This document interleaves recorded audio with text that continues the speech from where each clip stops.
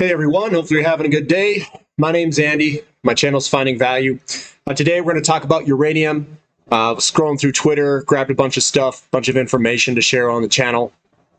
So you guys are up to date on at least what Twitter is talking about and a lot of the experts on Twitter.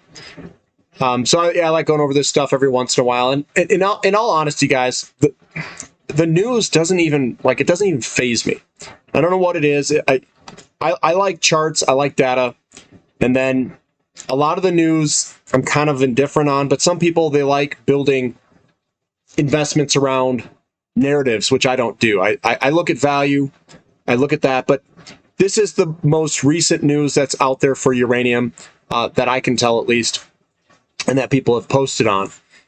So looking at the upper left, the exploration budgets for U3O8 by country, you can tell last bull market that the exploration budgets of these different countries was quite dramatic, a lot higher than where we are today. So they're not spending on exploration at the moment. The budgets for exploration are quite lean. And in the past, they were quite substantial, like $1 billion. We're probably at like 100 and something million right at the moment. So 1/10, which means most likely that we are not in a bull market for uranium yet. We are at the initial beginning stages, and we're nowhere near a top or a peak of the bull market. We've got Europe maybe changing its mind about nuclear energy. That was an article that was released. It says the S&P Global Ratings most recent report finds that after decades of opposition by governments and public unease after the Fukushima disaster in 2011, Europe may be changing its mind about nuclear energy, a recognized technology that can contribute to decarbonization as well as stability and affordability of energy supply. As gas and power prices skyrocket in Europe and calls to consider new types of low-carbon energy grow louder, a nuclear renaissance would offer stable, carbon-free baseload generation in a more electrified economy, albeit with complications. So that was the gist of that article that was out there. We've got the performance of the companies. URCFF leading the way in percent change for 2022 at 42%. Ticker symbol ADD. I don't even know what that is. 41%. And they've got Forum Energy Metals, 34%. And then we go on down from there. The ones that I like a lot. FCU Fission. Looking at Bannerman. I'm in that one, deep yellow. So I guess I'm in some of the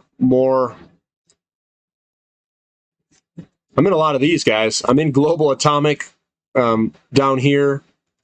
I'm in Encore Energy is one I overweighted, deep yellow, DYLLF. I do have a little bit in LTBR. I have a little bit in a lot of these.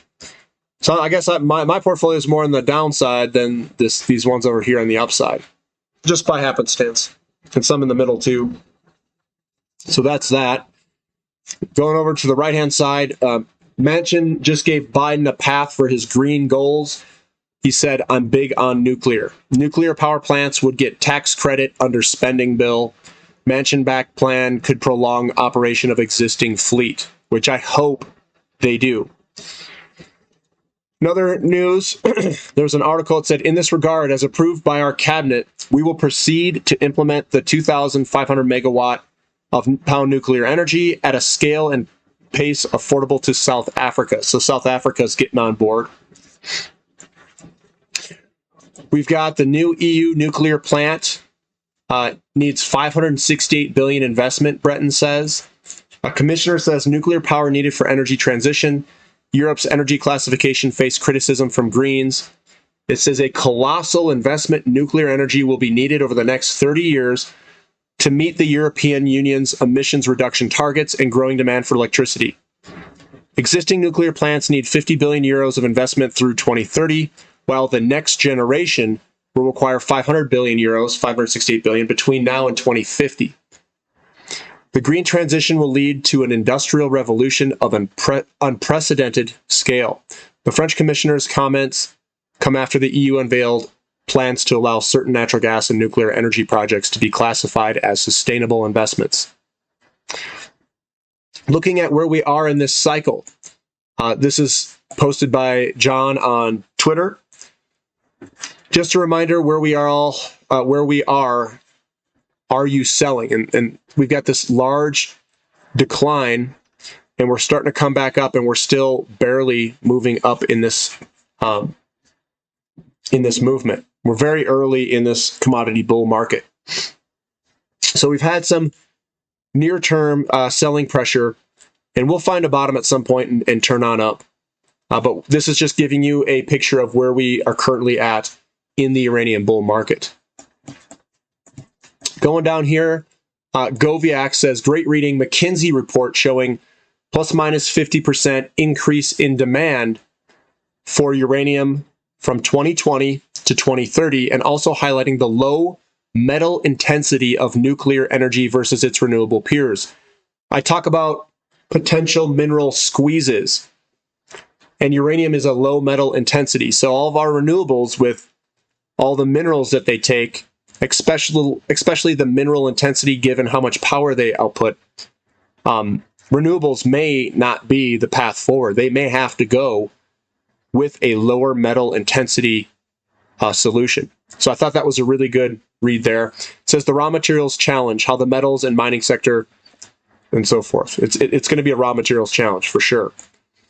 The top producing uranium companies in 2020, Kazatomprom, Moreno, Uranium One, Navi, Mining and Metallurgical, Taurus Minerals, BHP, Camco, a Russian company, Heathgate Resources, and Ukratemprom.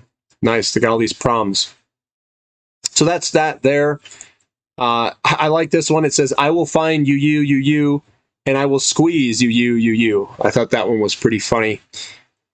We've got Denison's development portfolio, multiple projects positioned amongst the lowest all-in costs assets of UxC's first tier.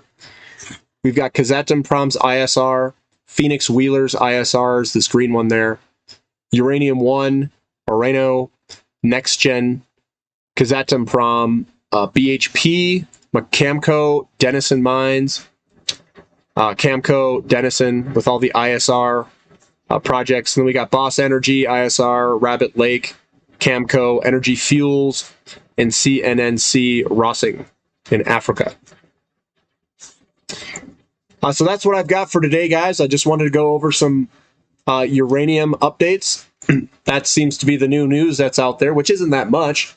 Nothing too groundbreaking, I would say. We're just waiting for the money to come rotating over into uranium. The only thing I will say is energy's been quite strong. The energy being oil and natural gas, mainly oil. And it is a little bit concerning that uranium's not following it, but we'll see. Hopefully we get the buyers to step in and push this stuff higher over the long term. But overall, the market fundamentals look really good for uranium out there going forward. Market deficits for uranium and all that. So it looks good. We just got to be patient. Give me a thumbs up for the content, and thank you for listening. This is Finding Value.